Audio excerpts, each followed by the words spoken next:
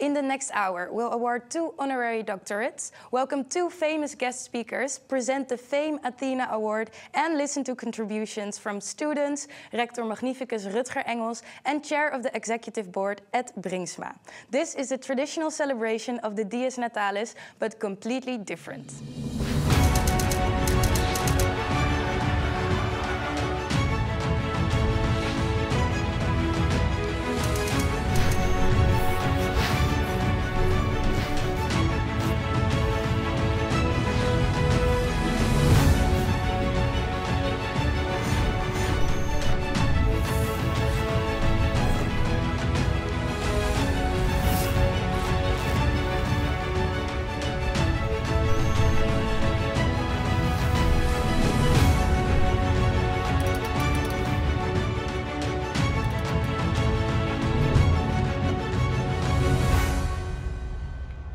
107 years ago, a group of entrepreneurs from Rotterdam founded the precursor of what now is Erasmus University of Rotterdam. Their mission was clear: to educate people that could contribute to a flourishing port and trade in the city. An entrepreneurial feat connecting their world to a rich source of new knowledge and skills. They were making minds matter. Probably the festivities of the foundation of the Nederlandse Handelshogeschool were a little different from our celebration of its anniversary today. I can imagine everybody sitting in an old Rotterdam hotel or pub, toasting to the future of the newly founded school. And here there's us, most of us sitting at home in front of our screens, spread across the country and the globe, yearning for our return to normal social and physical interaction. Therefore, an extra warm welcome to you all at this celebration of our 107th Dies Natalis. And let me console you with the words of Desiderius Erasmus, after whom our university was named. Space separates bodies, not minds. These corona times somehow epitomize the truth of those words. Every day we experience, as we are doing now, that we are connected even though we are physically separated. And how this, although it does not replace physical contact, it does allow us to make our minds meet and to continue to function as a university, still providing first-rate education and research and delivering impact in our society. And here, I would like to express my deepest appreciation for everyone, both inside and outside the university, who have enabled us to continue to perform under these challenging circumstances. Our scientists and doctors are on the front lines of the battle against corona. And many of our alumni have become leaders in businesses, governments, and organizations spread around the country and the globe, making the difficult decisions that are currently needed. And we are proud to be connected to them. Our Erasmian strategy is aimed at delivering positive impact for many of the great societal challenges, not just pandemics like corona, such as those of metropolitan areas, where themes such as poverty, housing, education, health, economy, climate and energy are all closely intertwined. And that is precisely what we are addressing with strategic initiatives such as the Resilient Delta program. Collaborating with Delft University of Technology, the Erasmus Medical Center, the port authorities, local and regional governments, and social organizations, to find solutions that impact the city and the wider region, together. These are all examples of the entrepreneurial spirit that connects our knowledge and skills to the world around us. And that is what Erasmus University wants to be, a place where we create tomorrow's society together, with great conviction and to great effect. Today's program is designed to give you a flavor of that. Enjoy. Thank you, Ed. And again, welcome to everybody watching the 107th Dies Natalis. Let me all give you a quick overview.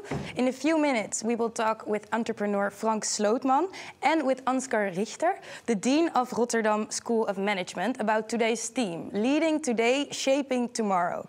And we have invited students to discuss this theme of leadership further with Rector Magnificus Rutger Engels. And Erasmus School of Law and Rotterdam School of Management both award honorary doctorates. And the winner of the Fame Athena Award is in our studio. And we have made a special city walk with internationally renowned architect Francine Houben. All that in the next hour. My name is Jiva Kusunu, and it's an honor to host the celebration of your university's birthday. And earlier this year, I was here too, then for the Eureka Week, and there I met you, Mr. Rutger. Yeah, could I invite you on the stage?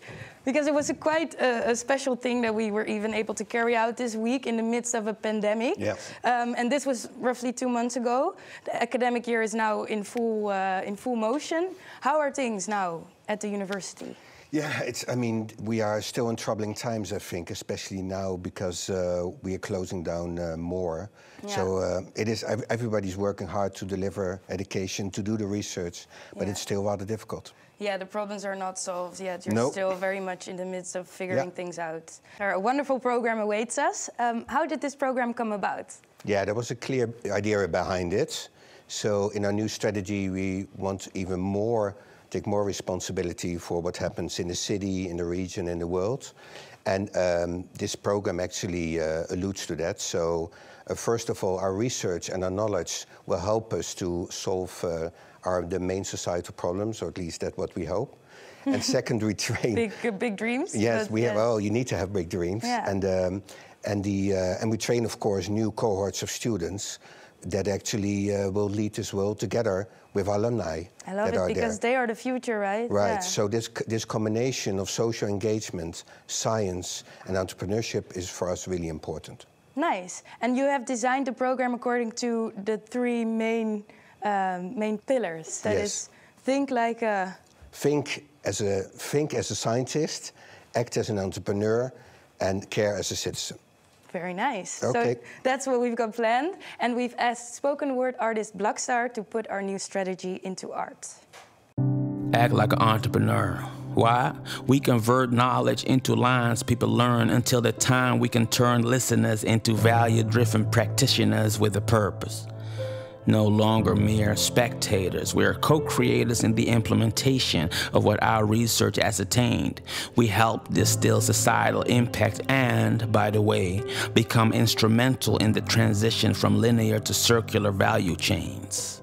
And when it gets dangerous, we are society's respirator, because when confidence withers, science delivers. We won't even let funding steer us away from our fundamentals, accountable yet confidential. Let's make knowledge pay a social interest, a purpose dividend, a return on the impact on our global and local challenges.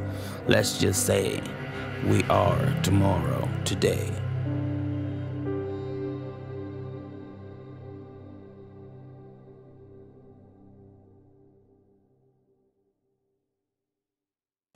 Let's turn to our first guest speaker for today, Frank Slootman. Frank was born and raised in the Netherlands and studied economics at Erasmus University. And shortly after graduating, he moved to the United States to build an impressive career. His most recent stock market launch was Snowflake, the largest in software ever. And the company is currently valued at $70 billion. So we spoke to Frank earlier about leadership. And here with me in the flesh is Professor Ansgar Richter, Dean of Rotterdam School of Management, to discuss Frank's ideas about leadership, and Ansgar Richter will share his thoughts on the subject as well. So the first question we, of course, asked Frank is, what does he think about leadership? Well, I think, styles differ greatly. It's very personal. I think people sort of need to find their natural groove in terms of, what their natural tendencies are. I grew up over time becoming a very intense, demanding, ambitious leader. That's just, my makeup. Obviously, that has served me well, and which then led to sort of, reinforcing those qualities, right? We have this can't fail mentality. We're going to succeed against all odds. I think a lot of people, when they get into their first leadership roles, they're terrified, because it's all up to them. They succeed, they're a hero. They fail, it could be a career-crushing event. So we feel enormous pressure, right? And in that experience, you become, a different version of yourself that you probably have never been before or needed to be before. And everybody reacts a little bit differently to it. I mean, we find a style that works for us, that is natural to us, but obviously it needs to be effective. If it's not effective, then what's the point? Leadership is a much broader thing, right? I mean, it doesn't matter whether it's a startup or it's a conglomerate or it's very large. And leadership happens at every level. It's something that we emphasize all the time. This is not just a thing for executives. It's everybody can be a leader by their example and how they conduct and comport themselves. In other words, we want people to be leaders, not just followers. Yeah, Ansgar, Frank explains here how leadership matures over time. How do you prepare your students for something like that? Yeah, for example, in our curriculum, we really integrate personality development as a core part of our curriculum. We combine the technical, the substantive knowledge of technical topics such as finance and accounting and economics and all the other things that need to be known with really insight development, personal development of moral values as well. Nice. I think we can be absolutely proud of what Frank has achieved as an alumnus and for sharing his thoughts on this. And I think there's a lot of energy that speaks from his voice, and I greatly appreciate that. It's very motivating to watch. Totally, yeah. It is, absolutely. But I think his yang needs to be complemented also with a certain yin, so to say. I believe in leadership also as being servant leadership, serving others, as well as the institution that you happen to be employed with. Yeah, so not the traditional idea of a leader just bossing everybody around, but also taking a seat back, maybe. Yes, absolutely. I mean, leaders have an important responsibility for their organization, but also for society at large. Yeah. Thank you. And Frank Slootman runs a multi-billion-dollar company in a very competitive environment in Silicon Valley. We've asked him how he recruits and retains the best people. Let's take a look. Well, I tend to hire people who are self-starters.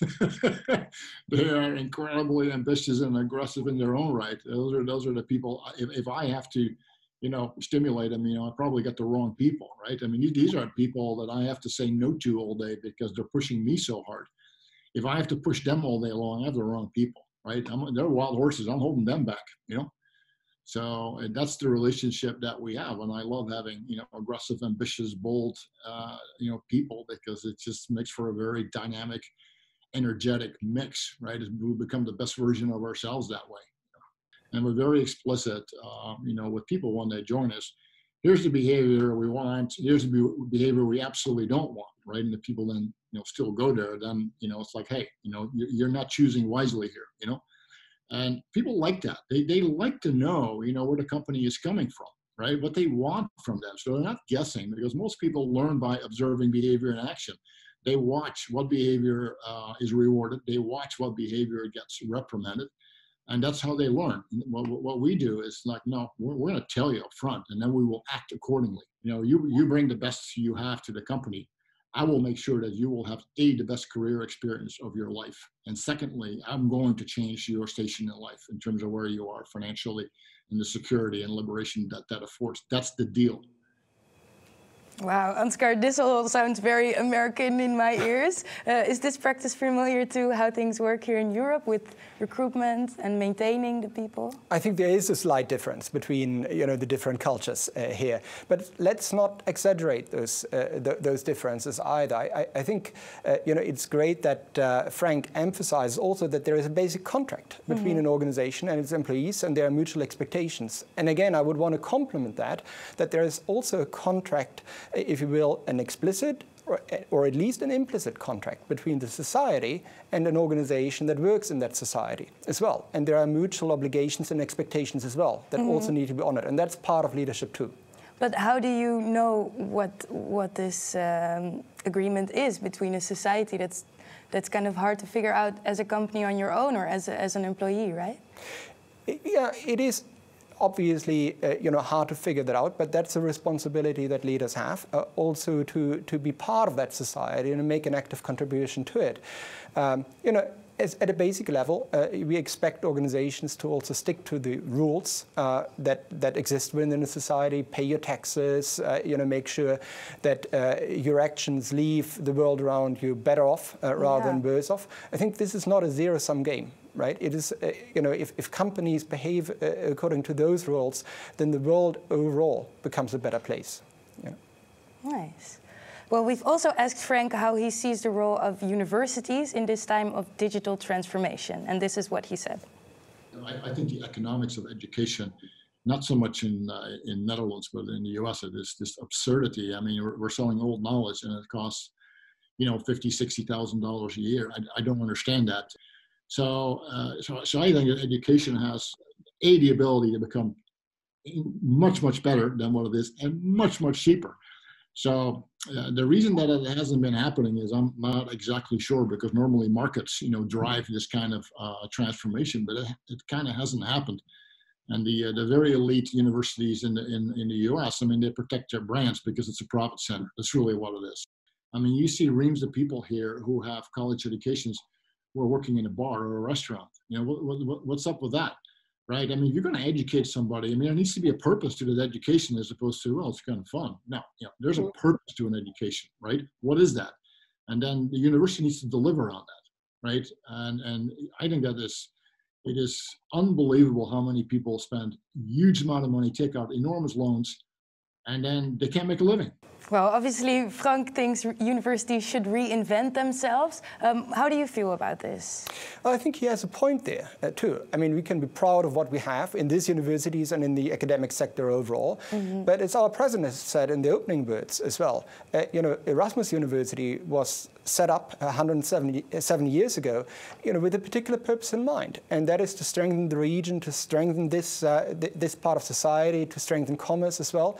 And I think we need reminding of that every now and then, and I think that's what Frank has done. I also like the fact that he mentions, maybe using different words, the notion of accessibility. Right? Mm-hmm. We want people here to get an education at a reasonable price, at a reasonable cost as well. I think we can be happy that in our societies, in Western Europe generally, the state provides a much better, much sounder financial basis for our operation as a university. But that comes with an obligation to us too, to provide the best education possible to the young people that we serve. And how do you feel about his stance saying an education should have a purpose? It shouldn't just be for fun, when a lot of people, I think, in the Netherlands are always like, follow your passion, follow your dreams, and just see. I think the two things shouldn't exclude one another. They should rather complement one another. Mm-hmm. We know from academic theory that good performance also creates motivation as much as good motivation encourages good performance. And I think it's similar in the university setting too. But I do encourage people to think, how they want to use their education as well, and what it is that they want to achieve in life. Thank you for sharing your thoughts, Professor Ansgar Richter, Dean of Rotterdam School of Management.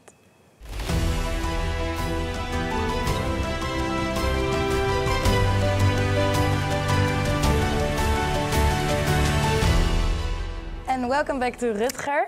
Let's hear what the next generation thinks of leadership. I would like to welcome our students, Ricardo Cordeiro de Sousa. He studies global business and sustainability, and he is the founder of Stay Rotterdam. And Zora Hayat, medicine student and former member of the University Council. Welcome, guys. We're glad to have you with us. What leadership style do you think would be best to make the university more sustainable for the future? I think we need to think about leadership, not about you have an idea and you have to do it and everyone should follow. No, you should see what the people around you need and then lead based on what other people need. And I think that's something we need to implement more. See what do the students actually need now? Does it match with what we have currently in our curriculum? Mm-hmm. Should we go for a more learning by doing approach, or should we keep more a theoretical approach? And I think that those are several factors that we need to consider now as leaders of the future, and the university preparing the leaders of the future itself. Yeah, I see you nodding very heavily. You're agreeing with this, I think? Yeah, and I think, it really depends a little bit on the situation as well.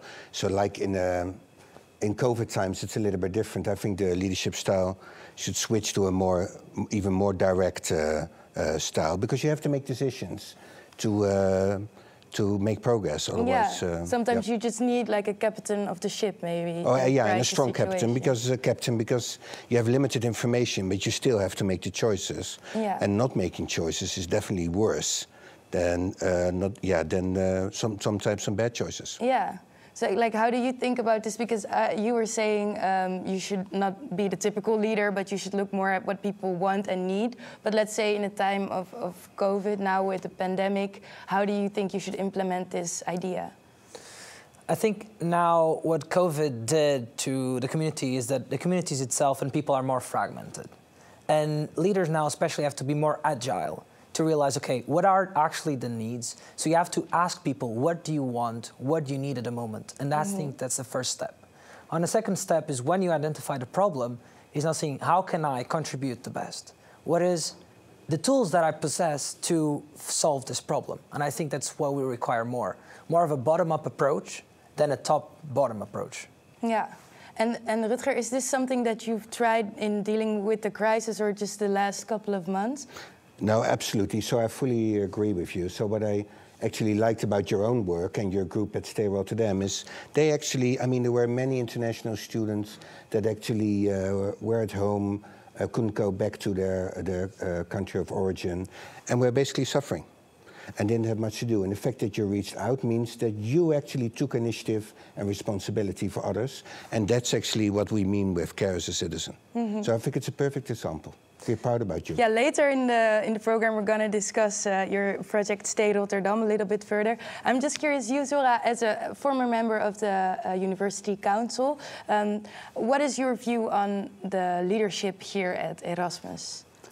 Well, yeah, I saw it actually rapidly change during the pandemic. Indeed, in the beginning of the year, where as the University Council, we got the decisions and we could discuss them, and then we came back with our decisions back to the Executive Board. And then in March, when actually the university closed down, a lot of changes happened very fast. And then in the beginning, as Rutger described, it felt more like the Executive Board was like like leading a ship and not even looking back. Or in the traditional way, leading. Definitely. And then we still managed somehow to do it differently. Instead of like the whole University Council, we had like more meetings with just the Presidium of the University Council. So we still tried to keep that connection with the bottom, basically, with the students and the community and the employees, of course, of the university. So I really like that still, even in crisis times, in different times, we could still manage to do that. Yeah. I mean, I agree. I mean, the issue is, of course, that in a crisis like that, communication is crucial. Yeah. And not only with the University Council, but also with the students, the faculty, the staff. So we increased our efforts to do that, and that was really important. Yeah, and I think, it shows because people appreciate that. Thank you, guys. We're going to discuss other things a bit further in the program, but right now it's time for some spoken words. Think like a scientist. Why that is. Asking why does, what does, who in what way affects, and so on, shapes our human experience. It gives us something to go on. The beauty and the danger that flow from observations we discern. Phenomena that we can learn to master and reproduce. To aid us in our evolution, that's our contribution to the movement we call life. We're particles with positive charges here to shine. We delight in quality of thought, burdened with the body of proof, because science is the armored plate that shields our truth, corrected for our own biases, for we understand the harm that replicated bias does. Are we in accord that it falls to us to support leadership here and abroad? We make minds matter. You could say we are tomorrow, today.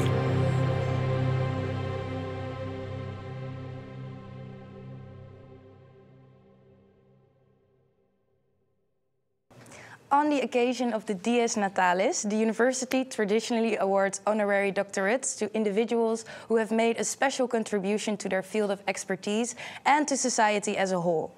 And this year's honorary doctors have been nominated by Rotterdam School of Management and Erasmus School of Law. But unfortunately, circumstances wouldn't allow for them to travel to the Netherlands, but we will connect with them live in a minute so that we can uphold this very important tradition of awarding the honorary doctorates. But before welcoming our first honorary doctor and her promoter from Rotterdam School of Management, let's take a look at the video to celebrate the 50th anniversary of RSM. Over 50 years ago, a few bright minds planted the seeds to become a force for positive change in the world, developing thought leaders in business, research, and education.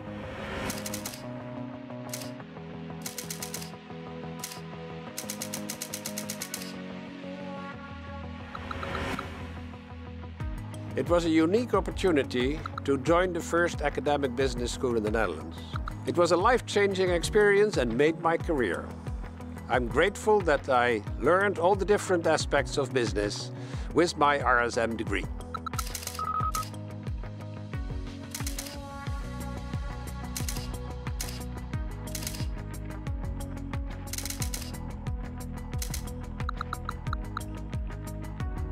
In the 1980s, we launched a full set of management programs at RSM. And that way, we laid the foundations for a top business school in Europe.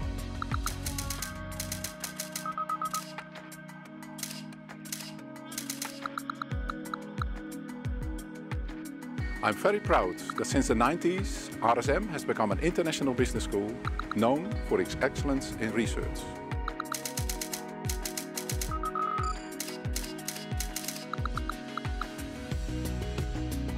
Leadership of today is not driven by self-interest, but by a vision that gives us direction to the sustainable change we so badly need.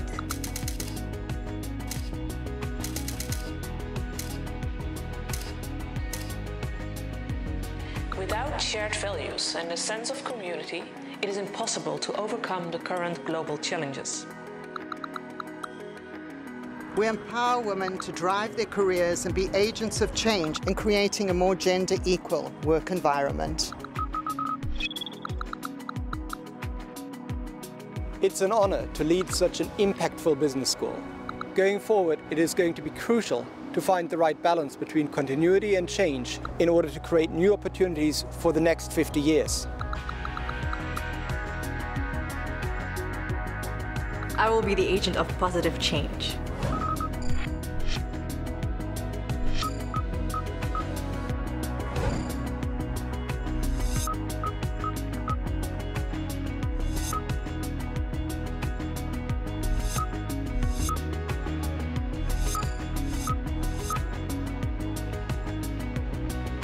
I am ready for the future.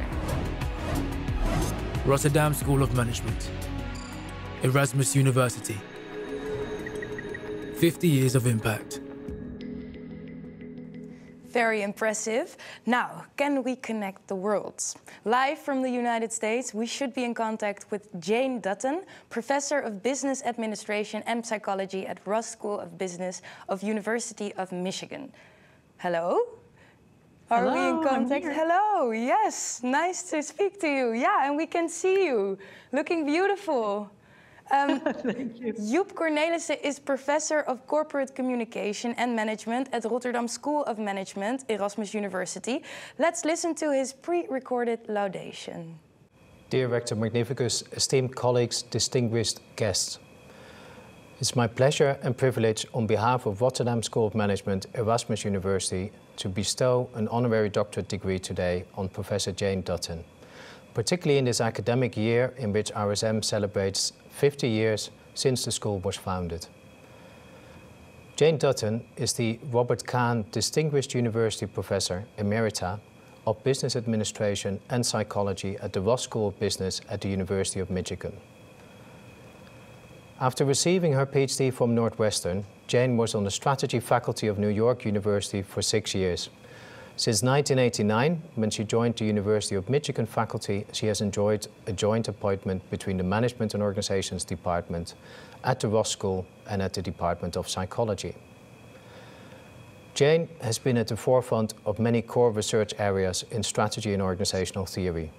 She was a pioneering voice in research on an organization's purpose, identity and image, studying how members identify with the way in which the organization portrays itself and how it's portrayed in the media. Her study of the New York Port Authority around image and identity dynamics is a true classic in the field and is still required reading on many doctoral programs. Around 20 years ago, you, Jane, started a new chapter in your long academic career and one for which you've been widely credited and recognized. With a number of colleagues, you started a positive organizational scholarship community. This research initiative aimed to breathe life and humanity into management and organizational research by changing our image of individuals in organizations and identifying their strengths, emotions, and resilience. Positive organizational scholarship, like its sister movement in psychology, aims to challenge the gloomy, pessimistic view of human nature that sees individuals primarily as self-interested and opportunistic. This default view had also via writings in economics, sociology and social psychology come to dominate research and management through theories such as agency theory, transaction cost economics, social network analysis and pro-self, pro-others, and which some had argued had become self-fulfilling with practicing managers living by this particular creed. You offered us an alternative vision, Jane, and you developed this into a new research program, initially looking at the role and importance of compassion at work and how this creates more resilient and harmonious organizational cultures, and then also looking at the power and impact of forming and cultivating positive relationships at work. You've also looked at what you call job crafting, the process of employees redefining and reimagining their jobs in ways that are personally meaningful to them. Each of these different areas of research are now thriving areas of scholarship, just like your earlier work on identity and on issue selling. New generations of scholars address these and other questions as part of the positive scholarship agenda. Your academic achievements have brought you well-deserved recognition. You've received 4 separate Distinguished Scholar Awards from 4 different divisions of the Academy of Management. And in 2012, the Academy of Management presented you with the Scholarly Contributions Award. Jane, your legacy is that you have helped us to look at organizations and our own research and understanding in a new and positive light. You've shown us how through our research and education we can be a force for positive change, how we can develop theories and interventions that make a positive difference and immediately change people's behaviors and working lives for the better. And how when we persist in such efforts, we create a ripple effect by changing minds and building positive connections with students, practitioners and other stakeholders who in turn will do the same. The positive scholarship agenda thus links directly to greater impact on society. Jane, you've had a tremendous societal impact through your research and education, but also through your many books and your outreach to practitioners. Jane, you furthermore have been a mentor and supporter for many colleagues in the field. Perhaps not surprisingly, you're an immensely kind, emphatic and supportive person who sees the best in everyone. You're always willing to offer a helping hand. To conclude, Jane is an absolute role model for all of us who want to make a difference with our scholarship, and all of her qualities and achievements make her exceptionally deserving of the 2020 honorary doctorate. By virtue of the powers vested in me by statute and in accordance with the decision of the doctorate board, I hereby confer upon you, Jane Dutton, the title of Doctor Honoris Causa, together with all the rights which statute and custom attach to this degree. As token and proof thereof, you are presented with the corresponding charter, duly signed and sealed, and you're clothed with the kappa. And now, over to Michigan, Professor Scott DeRue, Dean of Ross School of Business of University of Michigan, will present the charter and clothe the honorary doctor with the kappa. Jane, congratulations. Thank you, Scott.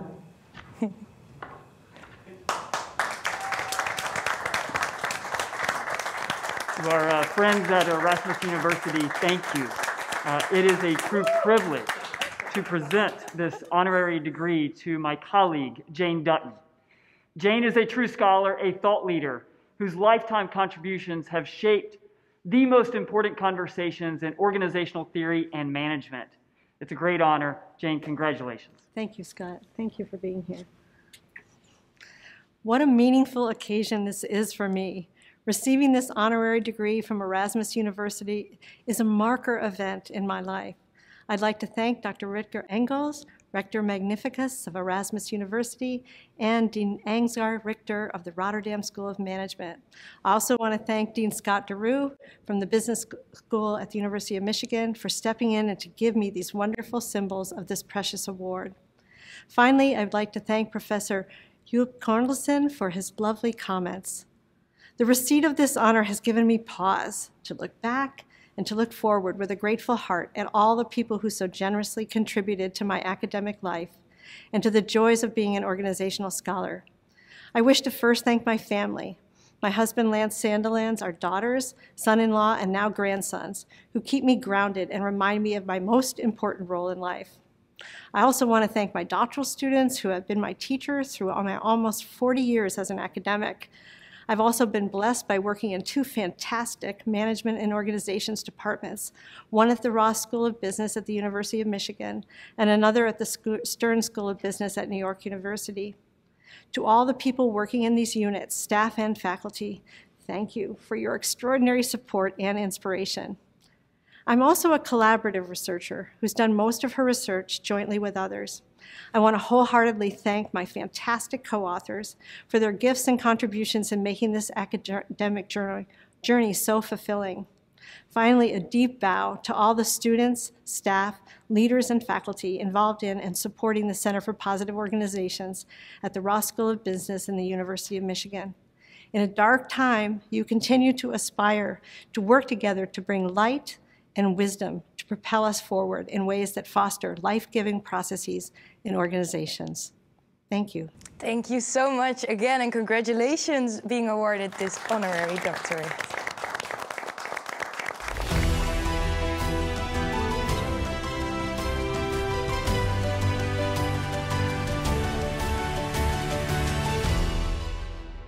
And now we're moving on to the Fame Athena Award. The participation, empowerment and achievement of all female staff of all ranks is extremely important for the Erasmus University of Rotterdam. And each year, the female academics moving towards equity, in short FAME, presents the award to a university staff member who has made an exceptional effort to promote female talent and set a fine example for their colleagues in the process. And Lisbeth, you are the chair of FAME. Can you tell us a bit about the network? Yes, I can tell you a bit about the network. As you said before, we promote, I think, gender diversity, gender balance, and gender equity on Erasmus University. And we don't do that only by ourselves, because we have some very strong female networks, for example, in Erasmus School of Economics and Erasmus Medical Center and ECHO, that also, of course, support this goal. Nice. So it's a big network, females working together. It's growing bigger and bigger, so that's even better news. And what would you say is your biggest achievement up till now? I think the biggest achievement is not only our achievement, but that you see that the movement has been growing the last years tremendously. I think you notice that everywhere. In short, I will tell you a bit more about it, but you definitely see that. And that's an achievement that you don't do as one person, even not as a group, but you need the whole community to do that. Nice. Well, with that, I believe it's high time to announce this year's winner of the Fame Athena Award. So, Lisbeth, take it away. Yes, I will take it away. But before I tell you who it is, I want to tell a bit more about this year, because it was an exceptional year. We received 30 nominees. We never had such a high number. And the winner of these 30 nominees is Antoinette de Bond, and she's a professor at the Erasmus School of Health Policy and Management. Antoinette, congratulations on winning this prestigious award. And I will tell a bit more about why we as jury decided that you should be the winner for this year. And I think there are 3 reasons for that. The first reason is that Antoinette, as the many colleagues who nominated you, says that you smashed the glass ceiling. And you did that by becoming the first female faculty board member at your faculty. The second reason is that you're not only in this position, but that you all also showed by taking a lot of initiatives on how you should change that. In-house trainings, taking care of young fathers, and in such a way indirectly promoting gender balance, but also encouraging people to participate in the 25-25 strategy. And the last reason is, I think, your attitude. You dare to speak up, also in situations where that's not self-evident, and you do that with a lot of respect for everyone who's involved. And I think that's the reason that you're an inspiration to all of us and a role model, and that we award you this Athena Prize for this year. So, thank you very much. It's really honored. It's a really honor to get this prize on this special occasion. And it was really an honor to get the letter from my colleagues who expressed their gratitude to me. And that makes this prize really valuable to me. Thank you very much. Congratulations, Antoinette. Lisbeth just mentioned that you are a role model for students and staff alike. What does that mean to you? And if you can give everybody watching now a message to promote female talent themselves, what would you tell them? It is a very special prize, but diversity work is very mundane. I do it every day. So I participate in selection committee and then try to ask the question that makes the candidates shine. Or I work on portfolios and help them to present them in the best possible way. So I try to do it every week, every day. It's not just a one-time thing. It's something you need to do in your daily life. Yeah, and if I want to bring a message, I want to bring a message to for example, the assistant professors who really are ambitious and students are ambitious to make a career. And that can be also frustrating. You have so much things to do. And then if you feel that you're overwhelmed, please reach out to us and find your way. And we will help you to have fun and to make a career. Thank you. That's some really comforting words. Congratulations again, Antoinette. And, thank you very much. Enjoy this award. I do.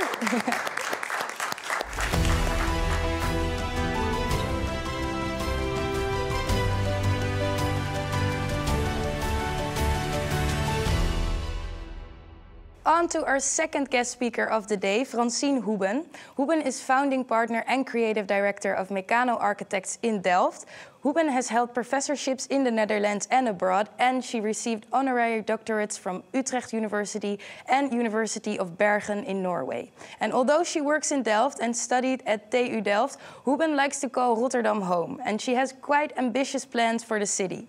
So let's hear all about it in our next video, in which Farshida Safar, director of Erasmus X, took Francine Hoeben on a walking tour through Rotterdam. Welcome Erasmians, welcome to the park. My name is Farshida Safar, director of Erasmus X. I'm here to meet Francine Hoeben, world-renowned, world-famous architect, well known for her work here in Rotterdam and across the globe. I'm here to speak with Francine about her vision on leadership and how do you get from a vision to reality. Hi Francine, nice to meet you. I would love to show you some of my ideas. Let's go. The future is about collaboration, about thinking in an interdisciplinary way. And not only in between the disciplines in your own university, but also in between universities. Imagine Erasmus University, but there's also a side of the Technical University in Delft. And the future is very much about a combination of the disciplines of the medical people and the technical people. They bring the innovation together and bring the solutions. So this collaboration between Technical University in Delft and the Erasmus University is key for the future.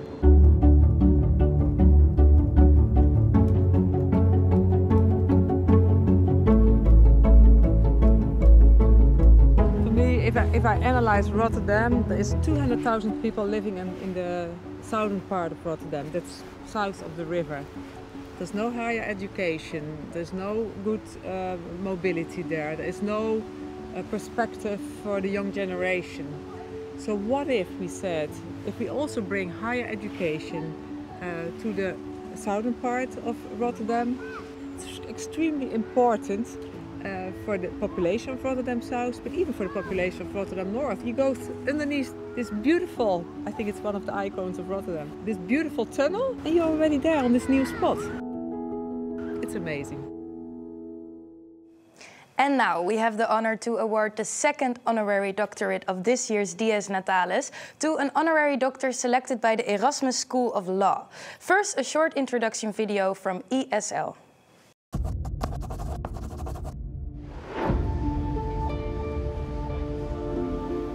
Erasmus School of Law is a vibrant research community where we cherish our students. We originated from Erasmus School of Economics, and that is why we have a business and economic driven profile. We study the way law works in the real world, in the world of trade, commerce, in a socio-economic context. Erasmus School of Law is organized in different research groups: criminal law, tax law, finance law, contract law, law and economics. Next to that, we also have a large group of criminology. They help us, lawyers, to further develop our multidisciplinary profile. We do a lot of research in the field, in the city.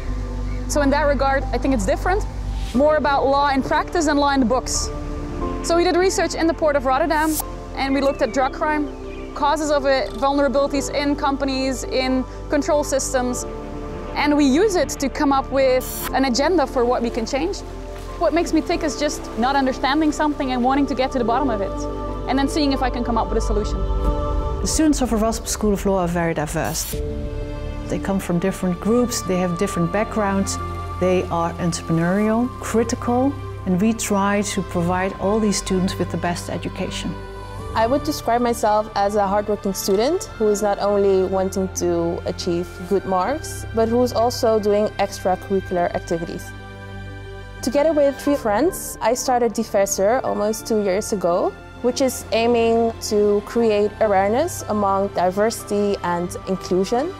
I also did 2 internships abroad, and I was involved with Amnesty International and the Salvation Army. Over the past 6 decades, we educated a lot of students. What I really appreciate is that our education is not only based on the insights of our researchers, but that our alumni play an active role as well. I feel very much connected. Being a lawyer here in Rotterdam, having the university in the same city is of course a huge link. I also teach at Erasmus School of Law as a guest lecturer. Once you start teaching, you really are forced to truly understand the subject, because if you don't understand it, you can't explain it to somebody else. So it really forces you to make a deep dive. I teach on the subjects which are also my practice, so then you can really share your practical experiences, and you see that a lot of students find that, of course, the most interesting rather than the law and books. We introduced an ambitious educational model. We made choices in our research. We built a research community on the profile of Erasmus University, and it is on this specific profile that we want to be among the best in Europe. Behind me on stage are Professor Am ten Brink, Vice Dean of Erasmus School of Law, and Professor Vletter van Dort, Professor of Financial Law and Governance at Erasmus School of Law. And I would like to virtually welcome Professor Katarina Pistor to our studio to be awarded the honorary doctorate. Hello, Professor Pistor. Thank you for being with us. Good afternoon, everyone. Thanks for having me. It's lovely to hear you. We're happy to see that modern technology is allowing us to do this award ceremony, even though you are unfortunately unable to be here in person. Professors Am ten Brink and Vletter van Dort, the floor is all yours to introduce your honorary doctor, Professor Katarina Pistor. As honorary promoters, Fabian Am ten Brink and I have the pleasure and indeed the honor to present to you the honorary doctorate on behalf of Erasmus School of Law, Professor Katarina Pistor. She is the Edwin B. Parker Professor of Comparative Law and Director of the Center on Global Legal Transformation at the prestigious Columbia Law School. Born and trained as a lawyer in Germany, Katarina Pistor's academic path was predestined. It started with several prestigious scholarships that would eventually also bring her to the United States, and continued thereafter with positions at the Harvard Institute for International Development, the Harvard Law School, and the influential Kennedy School of Government, to mention only a few. So considering Katerina Pistor's academic achievements, Katerina, your academic achievements that we are celebrating here today with this honored doctorate degree, we like to share with everybody why we are so fascinated about Professor Pistor's research, about your research, Katerina. So Professor Pistor is a bridge builder between disciplines. She crosses the boundaries between law and economics. In her work, she introduces the economics discipline to the insights of legal science and at the same time utilizes economic theories in law. And her theory on law and finance has revolutionized the way in which we have to understand finance and financial markets and financial market regulation. And at the same time, in her work, she has also made the very vital point that even in our globalized societies, politics and law can shape our economies and make them more purposeful. So the work of Katerina Pistor is of high policy relevance, and her research is related to real-world problems that have direct impact on people and societies, and is linked to problems that are in desperate need of solutions, I would say. An excellent example of the great societal relevance of your work, Katerina, is your widely acknowledged work of what you describe as the Code of Capital. In fact, the subtitle of your 2019 monograph that has been published by Princeton University Press tells the story, how the law creates wealth and inequality. But Katerina Pistor does not only take on finance. She applies the same rigorous analytical approach to corporations and corporate law. Also in this field, you, Katerina, distinguish yourself by bringing governance, law and economics together in a new and understandable manner. It underscores what we at Erasmus School of Law aim to achieve. Indeed, because at Erasmus School of Law, we feel a strong link, Katerina, with what you stand for in the research that you do, both in substantive and in methodological terms, because we prioritize that at our own law school. Erasmus School of Law features several internationally active and visible faculty research groups linked to your research on economic and financial market governance, as well as more broadly on law and economics. We are proud of our large interdisciplinary and inter-university research groups, such as Dynamics of Inclusive Prosperity, on legal empirical studies, on the balancing of public and private interests. And together with the Erasmus School of Economics, we have the European Research Center for Economic and Financial Governance and the National Research Network that is also, I believe, known to you. And finally, Katerina, Professor Pistor, your research resonates very well with major strategic priorities of the Erasmus University Rotterdam, namely your focus on interdisciplinarity and, of course, the embedding of excellent academic research in society and societal problems. It's for all these reasons that it is our great pleasure to honor the achievements of Katerina Pistor, of which we are sure there are many, many more to come, with an honorary degree from Erasmus University Rotterdam. Katerina, this brings us to the more formal part of the ceremony. By virtue of the powers vested in us by statute and in accordance with the decision of the Doctorate Board, we hereby confer upon you, Katerina Pistor, the title Doctor Honoris Causa, together with all the rights which statute and custom attach to this degree. And as a token and proof thereof, you will be presented on your side of the Atlantic with the corresponding charter, duly signed and sealed, and be clothed with the copper.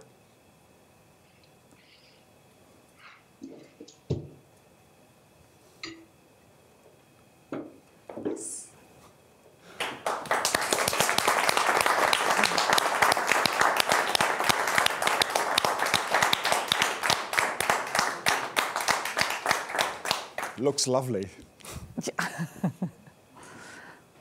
Thank you so much. I'm really deeply humbled to be receiving an honorary doctorate from this great university, the Erasmus University of Rotterdam. I would like to thank Rector Magnificus Engels, Dean Stotter, Vice Dean Professor Antenbrink, and Professor Vletter van Dort, and all others who have devoted their time and energy for making the arrangements for this day, including the care they have taken in making the celebrations this year safe for everyone in light of the COVID pandemic. I would also like to thank my colleagues at Columbia Law School, my academic home for the past 19 years. And last but not least, I would like to thank my husband, Karsten Börnemann, for taking over the role of Master of Ceremonies today in our second home in Washington, D.C. As it happens, the day this recording is made for the online ceremony of the 2020 Dies Natalis, the 31st of October, was my father's birthday, who died recently just 3 months short of his 86th birthday. He was overjoyed when he learned that I would be receiving this honorary degree, and we made plans to meet in Rotterdam for the occasion, I traveling from New York, he from Germany. This was not to be for neither of us, but I wished he was here today, if only virtually, so I could thank him for so much. Most of all in light of this event, for having instilled in me a passion for history that has accompanied me throughout my career as a legal scholar. I would like to accept this honorary degree in his memory. The circumstances we find ourselves in remind me of a remark made by the late Norwegian social anthropologist Fredrik Barth that has resonated with me throughout my career. Development, he said, stands for breaching existing spheres of exchange. This is what information technology allows us to do today, to breach the walls of classrooms and the networks of colleagues and students whom we know, and to reach out to others beyond the walls of this great city and university, whom we have never met and whom, and their possible interest in our work, we knew little of.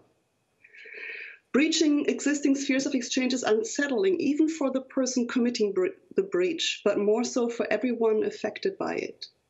Such an act has the potential of setting in motion multiple processes of adaptation and resistance, suppression and liberation, opportunity and loss, which in combination might bring about a social transformation that nobody planned or anticipated.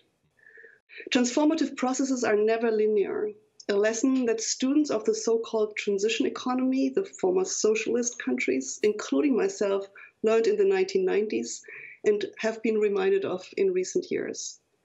There are rarely ever a win-win, but instead produce winners as well as losers. They may destroy existing systems of social ordering without offering a viable alternative, leaving societies to struggle to reconstitute themselves. Moreover, the forces that unleash the change do not necessarily shape the emergent new social order, which more often than not will be a recombination of the old and the new. This is why legal transplants, a topic of my earlier work, so often do not produce the expected results. It is also why studying micro-institutional processes of change is crucial, but must be paired with an understanding of the broader social context, including the power relations within which institutional change takes place. If there is a thread that runs through my scholarly work, it is the attempt to understand processes of legal and social change by combining attention to institutional detail with an eye for their social transformative potential. We currently live in the midst of such a transformation, and we're grappling for labels to at least describe what we're unable to fully explain. It would be foolish to make any predictions about where we will come out, yet this does not mean that we are powerless. Institutions matter, and so do norms and fundamental principles of freedom, equity, and capability. Our greatest challenge, I believe, in these uncertain times will be to remain true to these fundamental principles, to protect them not only today, but to fortify them for the future as best as we can. And I thank all of you for honoring my work in this special way. Thank you. Thank you.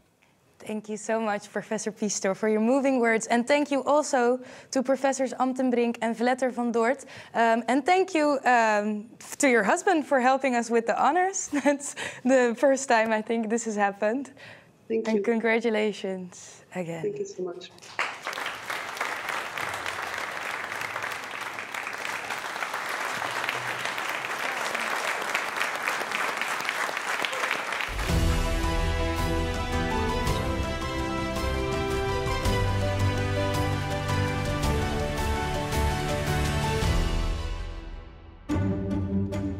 What an amazing tunnel. I love that tunnel, and it's just going underneath the water, and you're here. You see here, it's the river, Erasmus MC, downtown Rotterdam. Here will be the entrance of the culture campus. What's our role as a higher education institution? Now, what are we going to do with students here? I think it's my strong point, what I can do, as I'm an architect, an urbanist, is imagination. Imagine what would happen if you would be here. So I can show that to you. And I'm sure that students will love it. I can already see the campus right here. So there was one more thing you wanted to show me. Yeah. Where are we going? We go up to the roof here. If you look at your plans for the future, that requires a good substantial amount of leadership. My leadership starts when I'm angry, that I think, why, this should be different. And so I start to research it, but also what I want to try to give another perspective, another point of vision, look at a different way to things. Like, I started to look at all the positive things of Rotterdam South, for instance, and all the possibilities. There are amazing possibilities here. So I take people with me, I talk to people, I talk with people in the street, but I also bring them up, hey, have you ever been on this roof? Your leadership is also changing people's minds, changing people's perspective on things. I was still wondering, what's your dream? My dream is for this part of Rotterdam to bring it together, to make this circle, this round circle, this Rotterdam South, Rotterdam North, bring it together. The river is the heart, and very important that education and knowledge economy plays an enormous role in this. So I want to bring here part of the university, part of the Technical University of Delft, but also Albeda College and the Hogeschool Rotterdam, bring it together. I want to bring here much more student housing, and that it gives hope and also new perspective of all people living there in that part of the city. That's my dream. All very exciting plans for Rotterdam and also for the students living there. Rutger, Francine mentioned the importance of a cooperation between the universities of Delft and Rotterdam. That is something you strongly support as well, right? Oh, absolutely. So we think that the big societal challenges that we are now facing can only be resolved by interdisciplinary collaboration. So, and if you look at the Technical University Delft, Erasmus Medical Center, and the Woudenstein schools, we basically have all the disciplines to actually go to the future. And why do you need the other universities for that? Why can't Rotterdam just do it? We don't have the hard sciences here, so and we're not intending to build a new school for that, as we have our friends in Delft 20 kilometers from here. Yeah, right? That sounds a lot more reasonable. Francine also stressed the need for a physical location. Zora, do you agree that this is important? Well, I do think it's important, especially since I understood that the new health tech campus will be at the place of the old Erasmus Medical Center. We as Erasmus MC students, we kind of feel alienated from the rest of the university because we're so in the center of the city and like far away from the other schools. But bringing our like Delft beta brothers, how I would say, closer to us makes us also more motivated to impact society. Yeah, I can understand. End, and actually being in a physical place helps with that, right? And Ricardo, you're one of the founders of Stay Rotterdam, but you actually don't really use physical spaces as much, right? A lot of things are happening online. How do you connect people through this organization? So I think that especially after COVID, student associations need to think about how to connect students in a meaningful way, and more than that, connecting in a meaningful and safe way. Mm-hmm. So because Corona kind of canceled everything that could be physical, on the 16th of March, me and Femke, we started Stay Rotterdam with one idea: we need to connect students. How do we did it? We did it with per day we did like 3 events online. That means that during the 3 months we did 270 events and over 410 hours of Zoom content. Not just with us, with other student associations on campus that said, we need to connect students. We need to continue doing this, but we need to do it online. So I think that's a beauty of the online space. If you're creative enough then you can still help people connect during these tough times. For sure. Motivating words, I think, and this is probably the perfect example of how you would like your students to be, but how can we encourage this behavior more in the Erasmus, of connecting people? Yeah, so that's a good question. And I think what you see right now is two really bright students, but that have a lot of drive and have a lot of motivation to actually drive changes. And what I would really like is that if all high school kids that are living here in Rotterdam region, especially in Rotterdam Zuid, who are bright and who are motivated to go to university, that we actually stimulate them to go to university. And so these outreaching programs are really important because there's still a lot to do. And if you look at Rotterdam Zuid, I think education will drive progression over there. Care as a citizen. Why? Bridging the knowledge gap between two people might be accomplished with conversations, but if we are insensitive to the burden the person is faced with, our well-intended knowledge is in suspended animation and doesn't touch base with the neural networks in that person's attic, and therewith won't reach the basement, meaning the new knowledge won't be enacted in that person's behavior. Aren't we then effectively wielding the scalpel for our own castration? For what is knowledge without the occasion to test it against practice? And let's not forget this: we can be benefactors from directing the microscope onto ourselves, because our observation is part of the maze which we seek to chart. That'll make us participating academics with wide open hearts. So yes, I say we need to be tomorrow, today.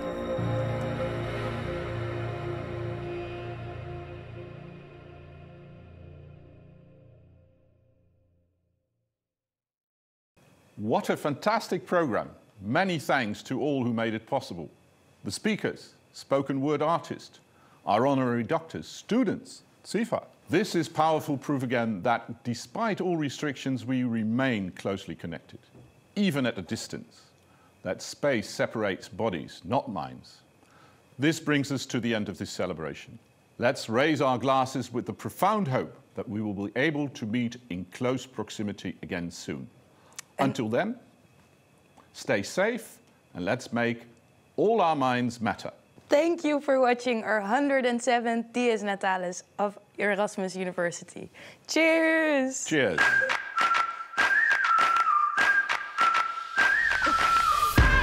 Gefeliciteerd universiteit. Van harte gefeliciteerd Erasmus Universiteit. Joyeux anniversaire! 107 years and still going strong. Gefeliciteerd met je 107e verjaardag. Gefeliciteerd. Hoi universiteit, gefeliciteerd met jullie jubileum. Gefeliciteerd! Buenos Felicidades! Z dnem narodzenia Uniwersytet Erasmus. Congratulations Erasmus University!